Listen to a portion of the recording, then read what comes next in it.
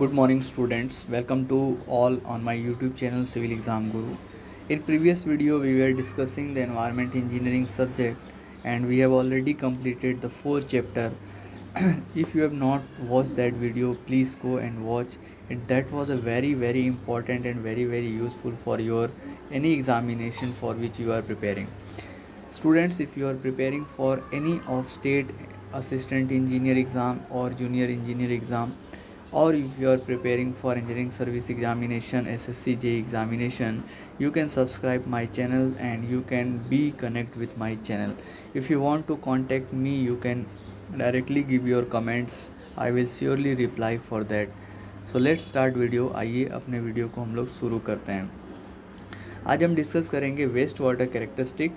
हम अपने previous video के अंदर water demand, water supply, water demand कितना होना चाहिए, वाटर सप्लाई कैसे होना चाहिए, और population forecasting, introduction parts of environmental engineering. इसके बाद फिर हम लोगों ने वाटर ट्रीटमेंट के बारे में देखा था. फिर कैरेक्टरिस्टिक ऑफ वाटर, वाटर की कौन कौन सी कैरेक्टरिस्टिक होनी चाहिए. फिर हमने वाटर को कैसे ट्रीटमेंट करना है, वाटर का डिस्ट्रीब्यूशन कैसे करना है. इन सभी चीज़ों को हम लोगों ने बहुत ही अच्छे तरीके से और ऑब्जेक्टिव के माध्यम से हमने डिस्कस कर लिया है. ऑब्जेक्टिव के अकॉर्डिंग हम क्वेश्चन के साथ साथ उसका डिटेल सॉल्यूशन भी देखते हैं और दूसरे कंसेप्ट को भी डिस्कस करते हैं. तो आज की क्लास में हम डिस्कस करने वाले हैं आपके साथ वेस्ट वाटर कैरेक्टरिस्टिक. क्योंकि देखिए एनवायरनमेंट इंजीनियरिंग का 4 ही पार्ट होता है. एक होता है वाटर के बारे में हमें पढ़ना है, दूसरा वेस्ट वाटर के बारे में पढ़ना है, उसके बाद फिर सॉलिड वेस्ट मैनेजमेंट के बारे में पढ़ना है, उसके बाद पॉल्यूशन के बारे में पढ़ना है. पॉल्यूशन के अंदर एनवायरमेंट एयर पॉल्यूशन हो जाता है, एयर पॉल्यूशन, नॉइज़ पॉल्यूशन, इन सभी चीज़ों को देखना है. तो मेजर आप कह सकते हो कि 5 टॉपिक आपके साथ जो है डिस्कस करना है. तो बहुत ही इम्पॉर्टेंट सब्जेक्ट है और इसका वेटेज जो है, आप यदि किसी एग्ज़ाम की तैयारी कर रहे हैं, SSC जेई के अंदर बात करें तो 8 से 10 मार्क्स का इसका वेटेज हो जाता है हर साल. ओके, इंजीनियरिंग सर्विस के अंदर भी इसका काफ़ी खूब सारा वेटेज है. तो आइए स्टार्ट करते हैं वेस्ट वाटर कैरेक्टरिस्टिक और क्वेश्चन नंबर 1 से हम लोग आगे बढ़ते हैं. पहला क्वेश्चन है कि the ratio of 5-day BOD to the ultimate BOD is about. The ratio of 5-day BOD to ultimate BOD, 5 दिन की BOD और अल्टीमेट BOD का जो रेशियो होता है वो कितना होता है. तो इसका आंसर जो हो जाएगा वो बी हो जाएगा, 2/3. अब कैसे होता है वो देखते हैं. तो BOD क्या है. BOD can be determined by directing a known volume of a sample of wastewater with a known volume of aerated pure water and then calculating the dissolved oxygen of this diluted sample. BOD हमें निकालना है. तो waste water का जो sample है उसका volume और उसको कुछ प्योर वाटर के सैंपल के वॉल्यूम के साथ हमें डिज़ोल्व कर लेना रहता है, और उसका DO हमें जो है डाइल्यूशन फैक्टर के अकॉर्डिंग DO हमें मिलेगा. तो diluted sample is then incubated for 5 day at 20 degree Celsius. अब ये जो पूरा का पूरा जो सैंपल है, जो डाइल्यूटेड सैंपल है, उसको 5 दिन के लिए 20 डिग्री सेल्सियस के अंदर इनक्यूबेशन किया जाता है. मतलब उसको कीप करते हैं, उसको रखते हैं एज इट इज़, उसको मिक्स करते हैं एट 20 डिग्री सेल्सियस. KD जो है डी ऑक्सीजनेशन कॉन्स्टेंट जो बेस 10 होता है उसकी वैल्यू हो जाएगी 0.1 per day. So BOD 5 day is equal to ultimate BOD 1 minus 10 to the power KD into 5. तो BOD 5 है तो BOD अल्टीमेट और 1 minus 10 to the power. अब देखिए 5 दिन की जो वैल्यू होती है KD की वो होता है यहाँ पे 0.1. तो आप इसको सॉल्व करेंगे तो आपका आंसर जो मिलेगा BOD 5 is equal to 0.65 of ultimate BOD और 2/3 ऑफ द अल्टीमेट BOD. मतलब 5 दिन की BOD जो है वो अल्टीमेट BOD का 2/3 पार्ट होता है, वो हमें ध्यान रखना है. इस तरीके से आप जो है उसका सॉल्यूशन देख पाएंगे. नेक्स्ट है harmful bacteria which may be present in the sewage may B. इसमें से कौन सा बैक्टीरिया जो है सीवेज में यदि अवेलेबल है that may be harmful for us. तो विब्रियो क्लोरियो ये जो है आपका एक हार्मफुल बैक्टीरिया है जो यदि सीवेज में है तो हमें नुकसान पहुंचा सकता है. अब विब्रियो क्लोरियो के बारे में हम लोग पढ़ते हैं. It is a gram-negative comma-shaped bacterium. V. chlori causes the disease cholera. Cholera disease को कॉजेज़ करने के लिए वी क्लोरियो जो है वो एक कॉज होता है, मेजर कॉज ये, और ये क्या है, बैक्टीरिया है। आगे देखते हैं। V cholerae can causes diarrhoea also and vomiting in a host within the several 2 to 3 day in injection. Means यदि ये बैक्टीरिया आपके शरीर के अंदर जाती है तो आपको एक तो कोलेरा हो सकता है, दूसरा जो है डायरिया का प्रॉब्लम हो सकता है, आपको कंटिन्यूस वोमिटिंग हो सकती है। वी क्लोरीज enter the sewage through excretion of faecal matter either by human और एनिमल।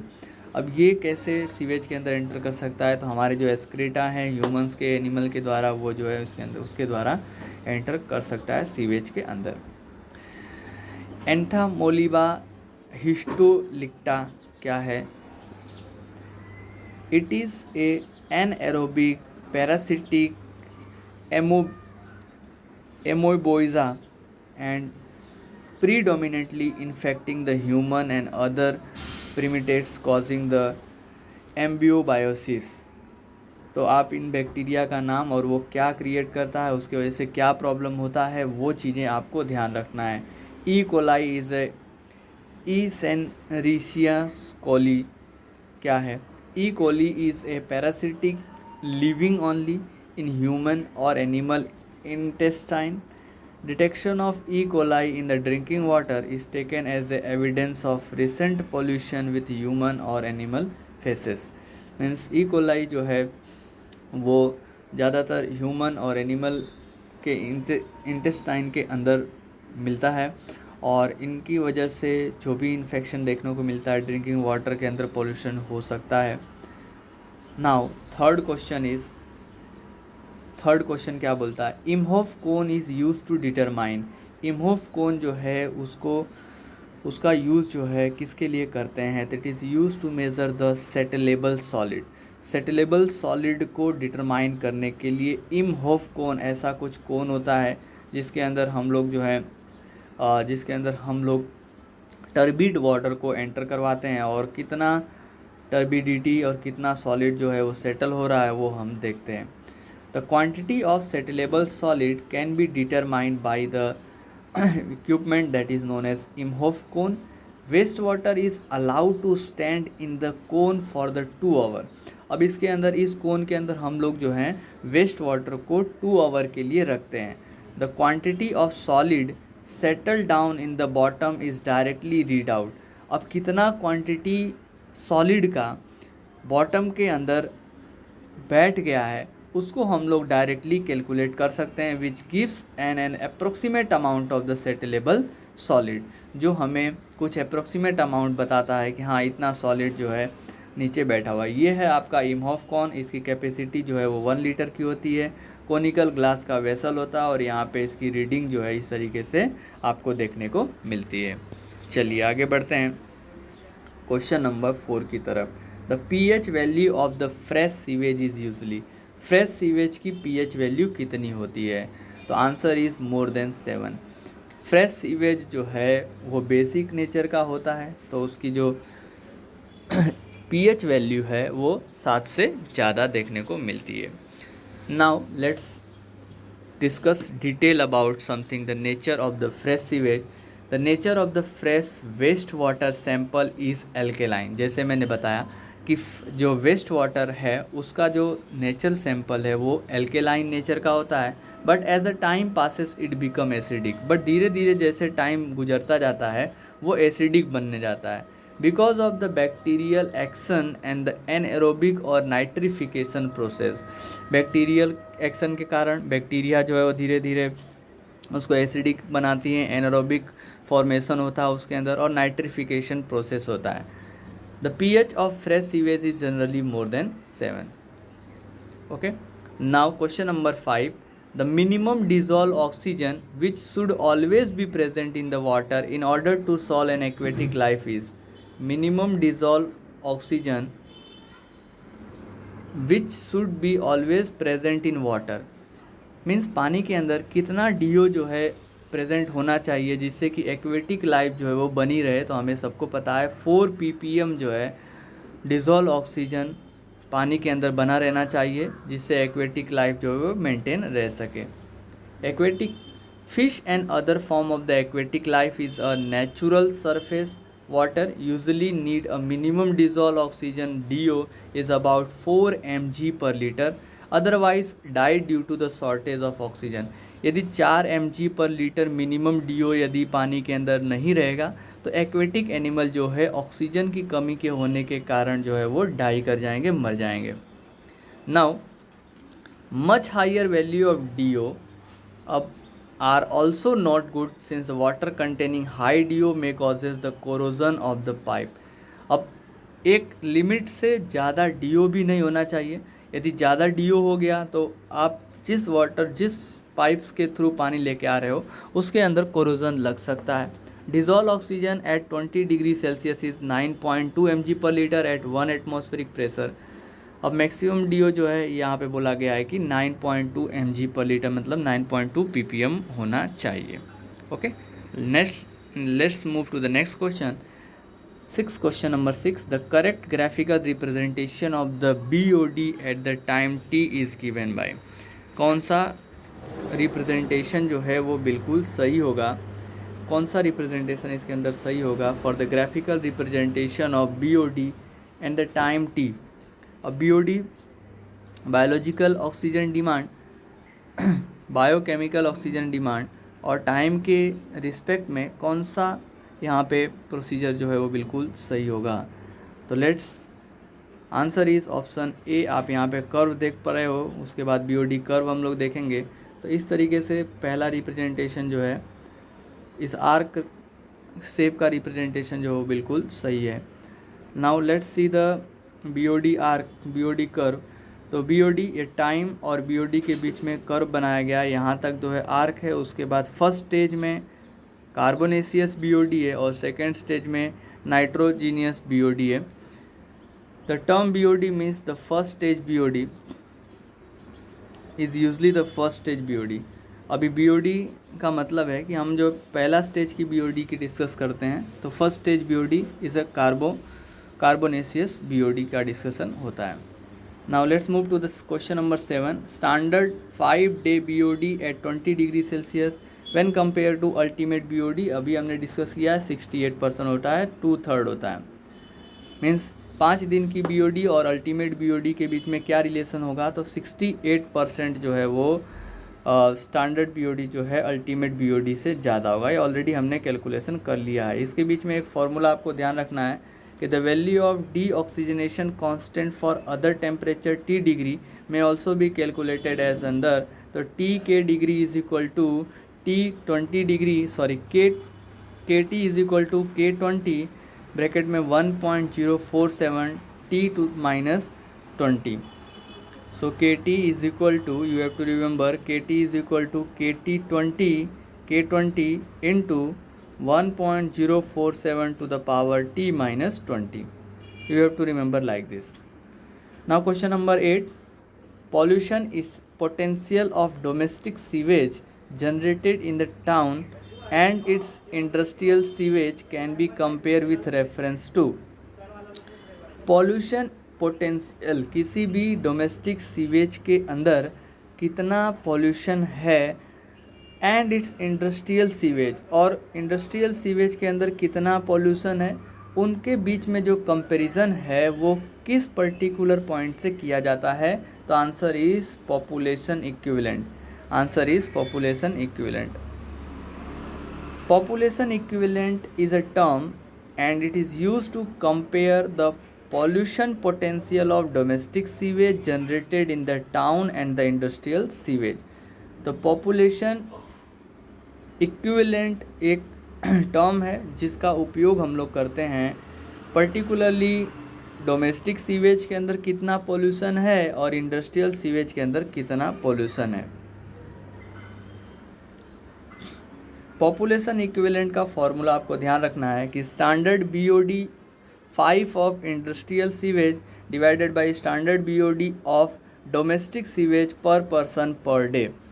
तो industrial sewage, standard BOD of industrial sewage, मतलब जो इंडस्ट्रियल सीवेज है उसकी 5 डे की स्टैंडर्ड बीओडी क्या है, और डोमेस्टिक सीवेज के 5 दिन की स्टैंडर्ड बीओडी क्या है, इन दोनों का जो रेशियो होता है उसको हम लोग बोलते हैं population equivalent. Okay, now question number 9, appropriate percentage of water in the sewage is, appropriate percentage of water in sewage is, sewage के अंदर कितना, तो लगभग आप कह सकते हो कि 99% जो है वाटर होता है और 1% सॉलिड होता है। The sewage is normally contain very small amount of the solid is only 0.1%, sewage जो है वो 0.1% सॉलिड कंटेन करता है और उसके अंदर 99.9% जो है वो वाटर होता है। It has been estimated that about 1000 kg of sewage contain 0.45 kg of the total solid, and out of which 0.225 kg in the dissolved solution and 0.112 kg in the suspension and 0.112 kg is the settleable। तो हमें ध्यान रखना है कि sewage के अंदर 99.9% जो है वो वाटर होता है और 0.1% जो है वो सॉलिड होता है। Solid in the sewage, sewage के अंदर जो सॉलिड होती है वो comprises of both organic as well as inorganic solid, means उसके अंदर ऑर्गेनिक सॉलिड भी प्रेजेंट होगा, इनऑर्गेनिक सॉलिड भी प्रेजेंट होगा। The organic matter work about 45% of total solid and remaining 55% is inorganic. अब हमें ध्यान रखना है कि 45% जो है, जो सॉलिड है वो कैसा होगा, that is a organic solid, और उसके बाद 55% जो है वो इनऑर्गेनिक सॉलिड होगा। Solid present in sewage may be in any of the 4 form, suspended solid, dissolve solid, colloidal solid and settleable solid. अब सीवेज के अंदर जो सॉलिड प्रेजेंट है वो किसी भी फॉर्म में प्रेजेंट हो सकता है। ये 4 पार्ट जो है उसके अंदर। सस्पेंडेड सॉलिड क्या होता है, आइए हम ये सॉलिड के बारे में डिटेल डिस्कस करते हैं। सस्पेंडेड सॉलिड क्या होता है, are those solid which remains floating in the sewage. अब सीवेज के अंदर जो सॉलिड फ्लोट कर रहा है, पानी के ऊपर तैर रहा है, मतलब आपको प्रॉपर वे से दिखाई दे रहा हो, that solid is known as a suspended solid. Dissolve solid क्या है, are those solid which remains dissolve in the sewage just as a salt in the water. अब आपने पानी के अंदर सॉल्ट का डिजोल्यूशन किया होगा तो सॉल्ट तो दिखता नहीं है, वैसे ही जो सॉलिड जो है वाटर के अंदर पूरा का पूरा डिजॉल्व हो जाते हैं, that is known as a dissolve solid. Now what is colloidal solid, are finely divided solid remaining either in the solution और सस्पेंशन। कोलाइडल सॉलिड जो है या तो वो सॉल्यूशन के अंदर पूरा का पूरा सस्पेंशन फॉर्म में होगा, remaining either in solution means solution में होगा, मतलब या तो डिजॉल्व फॉर्म में होगा या सस्पेंशन में होगा, ना तो वो सस्पेंडेड होगा ना तो प्रॉपरली डिजॉल्व होगा, इन दोनों के बीच में रहेगा, that is a colloidal solid. Settleable solid are those portion of the solid matter which settle out, जो नीचे पूरा बैठ गया। If the sewage is allowed to remains undisturb for a period of 2 hour in Imhoff cone, यदि Imhoff cone के अंदर किसी भी वेस्ट वाटर को आप डाल रहे हो 2 घंटे तक आप उसको डिस्टर्ब नहीं करते हो, तो ऐसे सॉलिड जो नीचे बैठ जाते हैं उन सॉलिड को हम लोग बोलते हैं settleable solid. Now the next question is question number 10, which of the following is the minimum limit is ppm of dissolve oxygen that must be water for survival of aquatic life. Same repeated question है, 4 ppm जितना होना चाहिए dissolve oxygen, 4 ppm जितना होना चाहिए। It is necessary to ensure that at least 4 ppm of the DO should be present in the stream as otherwise fish are likely to be killed. यदि किसी भी एक्वेटिक प्लेस पर, pond हो, river हो, वहाँ पर यदि DO 4 ppm से कम हो जाता है या 4 ppm से 4 ppm क्या मतलब 4 ppm तक मेंटेन नहीं रहेगा तो वहाँ पे एक्वेटिक लाइफ पॉसिबल नहीं होगी। The DO content in the water is generally determined by the wrinkle method. अब पानी के अंदर जो DO प्रेजेंट है उसको डिटर्मिनेशन करने के लिए हम लोग यूज़ करते हैं wrinkles method, which is a oxidation reduction process. ये जो प्रोसेस है ऑक्सीडेशन रिडक्शन प्रोसेस होती है, and carried out by chemically to liberate iodine is amount equivalent to the quantity of dissolved oxygen originally present.